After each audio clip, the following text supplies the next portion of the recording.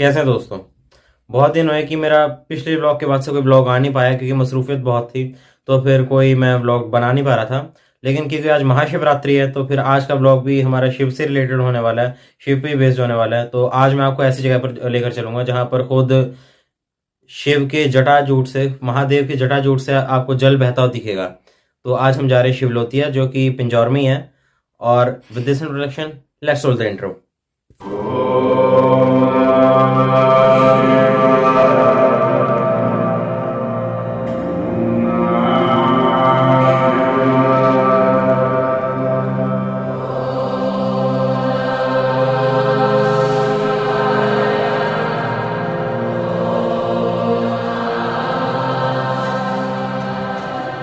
तो आज हम फिर वहीं आ गए जहाँ पर मैं पहले ब्लॉग में आपको लेकर आया था, और जहाँ पर हम जा रहे हैं उसका रास्ता भी यहीं से ही होकर जाता है।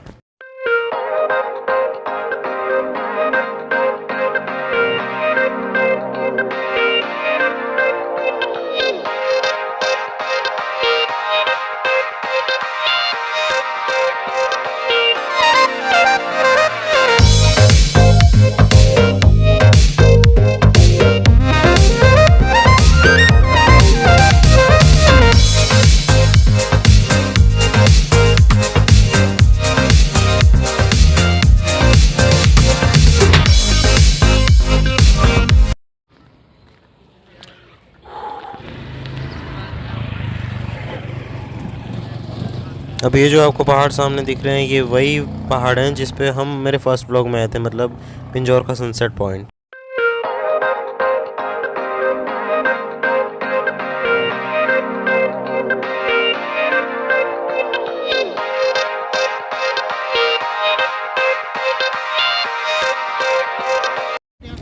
अब इस रास्ते से हमने टर्न ले लेना है। यहाँ पर जो सीधा रास्ता है वो सनसेट पॉइंट की ओर जा रहा है, और ये जो रास्ता है ये शिवलोतिया के मंदिर को ही जा रहा है।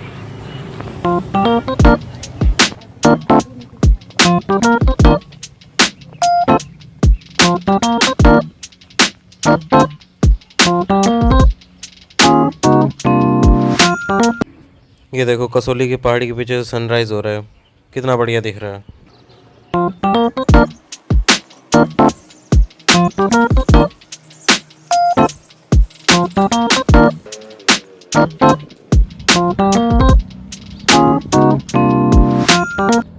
अगर आपने मेरा ये वाला ब्लॉग देखा तो फिर आपको याद होगा कि हम पहले भी यहाँ पर आ चुके हैं, और जो सामने आपको पहाड़ी दिख रही होगी वो भी कसौली की पहाड़ी थी जो मैंने आपको इस सेकंड ब्लॉग में दिखाई थी अपने। आज बस हमारा रूट थोड़ा सा डिफरेंट होने वाला है, मतलब आगे जाकर हम दूसरा रास्ता ले लेंगे, पहले वाले की तरह नहीं।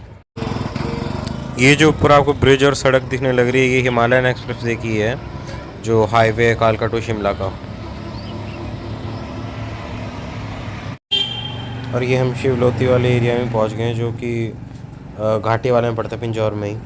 मंदिर भी इसी एरिया में ही है। इस जगह का नाम भी यहाँ पर किसी पुराने साधु बाबा के नाम पे ही पड़ा है जो यहाँ पर तप किया करता था। उसकी साइड में फ़ोटो भी लगी हुई है। ये जो शिवलोती का सामने जो मंदिर दिख रहा है ये पहाड़ के ऊपर है, हम जाएँ घाटी के मंदिर में।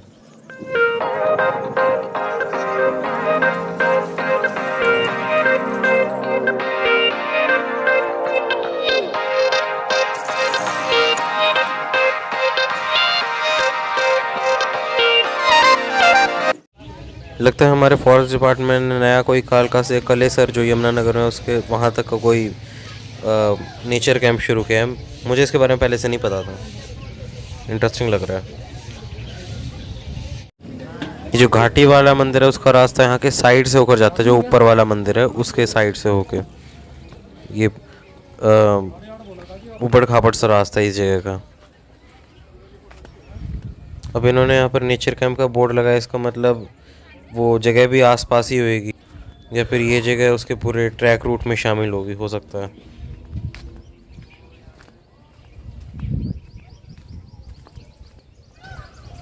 यहाँ का रास्ता जितना है वो सारा कच्चा कच्चा है, अभी इन्होंने थोड़ा साफ़ कर दिया है। तो अक्सर पौधे वगैरह काफ़ी उगे होते हैं यहाँ पे, झाड़ियाँ बहुत होती हैं, और इसीलिए नज़ारा भी ऐसे तरह का खूबसूरत देखने को मिल रहा है हमें। ये देखो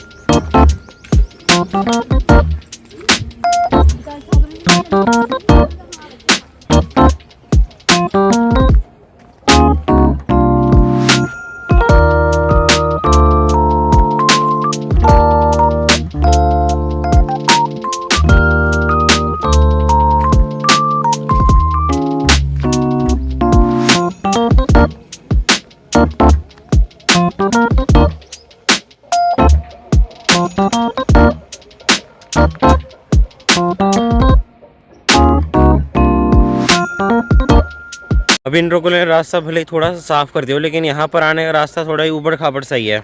मतलब कोई बुजुर्ग तो आ ही नहीं सकता। यही देख लो आप।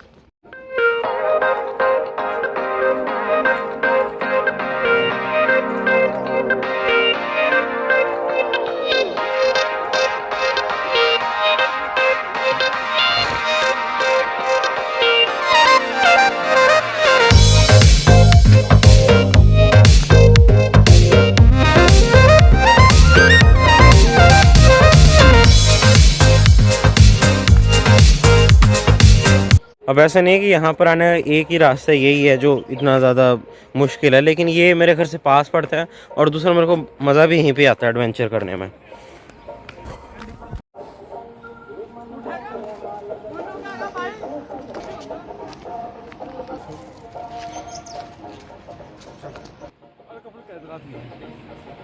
बस इतनी सी चढ़ाई में दर्द हो गया। कोई नहीं, शिव का नाम लेकर चढ़ जाओ।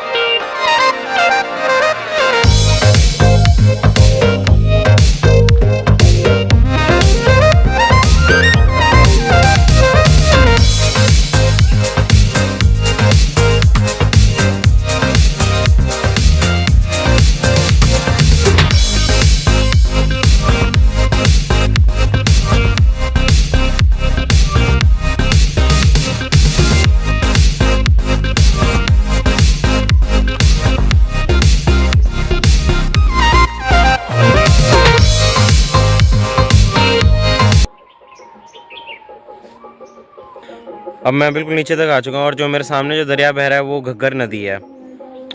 मंदिर भी यहाँ से बिल्कुल पास है।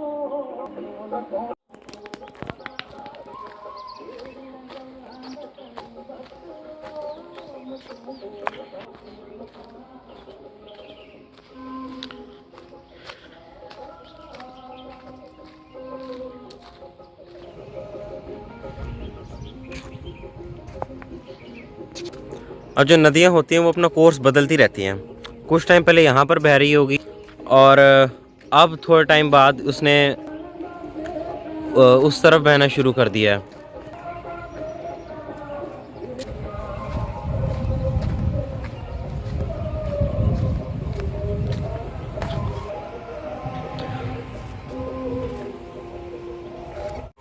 घग्गर हाकरा जो है ये कोई पेरेनियल रिवर नहीं है, ये सारे साल नहीं बहती और जब सावन आता है तो फिर तो ये जितना सारा एरिया है सारा ही बह जाता है। और अभी के टाइम में इसमें ज़्यादा पानी नहीं है, सर्दियों में गर्मियों में, अब गर्मियों में आके और कम हो जाएगा। अब ये रहा शिवलोतिया मंदिर, ये भी बह गया था इस साल जब बाढ़ आई थी, तो ये पूरा बह गया था और इससे पहले भी 1988 में ये पूरा बह चुका है। लोग बार बार इसे बनाते रहते हैं और कई बार ये ढह जाता है क्योंकि ये नदी के बीच में लोकेटेड है।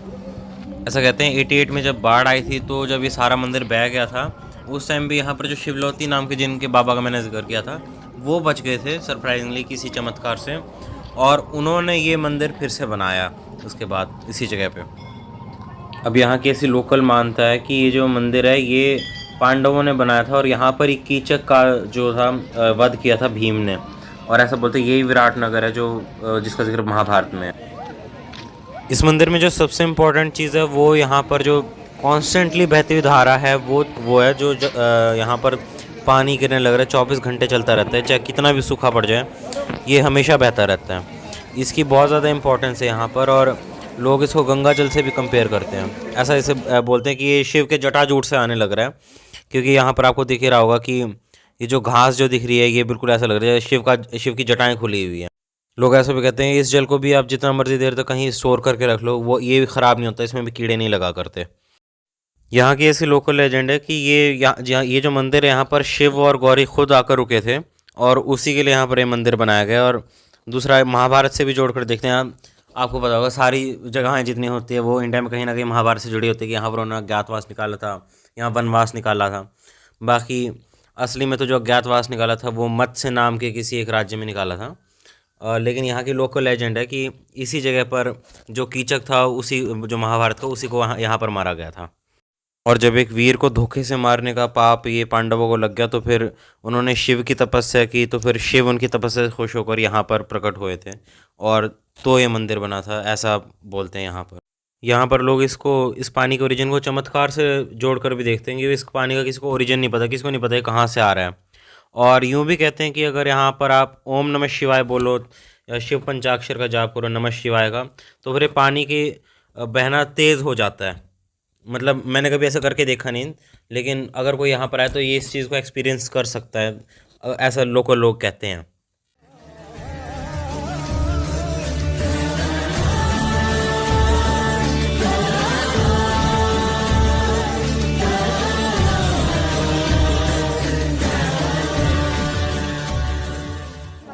ये जो है ये मेन मंदिर, और मैं अभी यहाँ पर नहीं जाऊँगा क्योंकि मैं बगैर नहाए यहाँ पर आ चुका हूँ, बिल्कुल सुबह से, बाद में जाऊँगा यहाँ पे। आज महाशिवरात्रि है तो फिर यहाँ पर भंडारे की तैयारियाँ भी शुरू हो चुकी हैं और थोड़ी देर में यहाँ पर बहुत ज़्यादा भीड़ हो जाएगी, बिल्कुल पैर रखने की जगह बनी होगी। मैं यहाँ पर बिल्कुल सुबह सुबह आया हूँ, इसलिए यहाँ पर भीड़ कम है। और ये सामने घग्गर नदी आपको दिख रही है, बहुत छोटी नदी है ये। वो जो आपको मेरे पीछे पहाड़ी दिख रही है, उस पहाड़ी पर भी एक मंदिर है, जयंती माता मंदिर, लेकिन उसको हम किसी और दिन कवर करेंगे, वो भी बड़ा इंटरेस्टिंग है।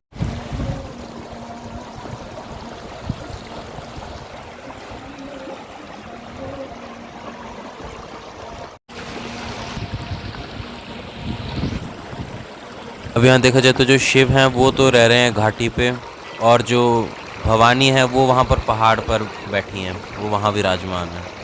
मैंने अभी भी क्या किया कि अपना सर पानी में डिप कर लिया और बहुत ठंडा ठंडा पानी था, बिल्कुल ब्रेन फ्रीजिंग होगी 2 मिनट के लिए तो, लेकिन मज़ा बड़ा आया। ये जो ऊपर आपको पहाड़ी दिख रही है, मैं इतनी ऊपर से वहीं से ही आया हूँ, अब वापस मुझे वहीं पे जाना है। गाइस अभी हुआ क्या है कि मैंने अभी ठंडे ठंडे पानी में सिर डुबाया, उसके बाद सर्द हवाएं जो चल रही है, मज़ा बड़ा आ रहा है उसमें, गीले सर में हवा जब लग रही है तो। और अभी मैंने बहुत ऊपर जाना है, सो यहाँ का ब्लॉग मैं यहीं पे एंड करता हूँ। So subscribe to my channel and like comment and share the video. चढ़ाई कितनी बाकी है यार। आलोक निरंजन सब दुख भंजन बम बिहारी खबले हमारे शंभो लगा ठेरे ठम्बो बम बम बम बम ब्लुक ब्लुक बम शंखा भोलेनाथ महादेव।